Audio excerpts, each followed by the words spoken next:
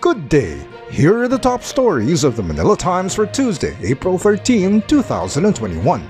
The page 1 banner headline reads, DA Chief denies pork kickbacks. On Monday, Department of Agriculture or DA Secretary William Dar denied allegations that some groups earned kickbacks from the importation of pork amid the shortage of supply because of the African swine fever.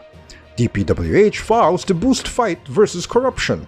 Also on Monday, the Department of Public Works and Highways or DPWH vowed to intensify efforts to prevent corruption, with Secretary Mark Villar signing a pledge of cooperation and oath of honesty manifesto in partnership with the Presidential Anti-Corruption Commission.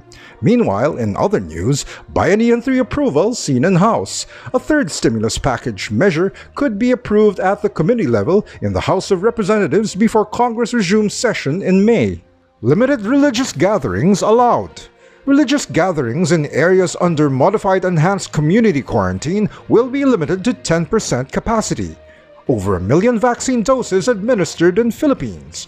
More than 1 million doses of COVID-19 vaccines have been administered in the Philippines, Malacanang announced on Monday. QC expands COVID-19 testing. Quezon City or QC has partnered with the Philippine Red Cross and private diagnostics clinic High Precision to further increase the city's capacity to test residents for COVID-19. In regional news, 10 Abu Sayyaf men surrender in Sulu. The Philippine military presented to the media 10 former members of the Abu Sayyaf who surrendered to authorities in Sulu, where the pro-Islamic State group had kidnapped and brutally killed dozens of Filipinos and foreigners in the past decades. In world news, Britain lifts COVID-19 restrictions.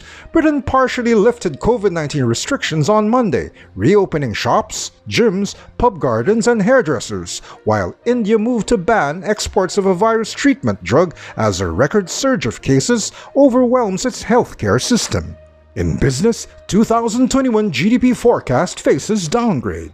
The Interagency Development Budget Coordination Committee might revise downward the country's gross domestic product or GDP growth forecast for this year to take into account the impact of the more stringent quarantine measures imposed in the National Capital Region or NCR and surrounding provinces, collectively known as NCR+. And in sports, Matsuyama holds off Shoffley to win historic Masters title. Hideki Matsuyama became the first Japanese man to win a major golf championship on Monday in Manila, holding his nerve down the stretch to capture the 85th Masters after a dramatic final round.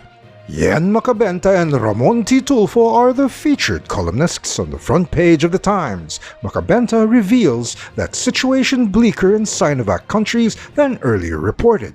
Brazil on verge of COVID meltdown.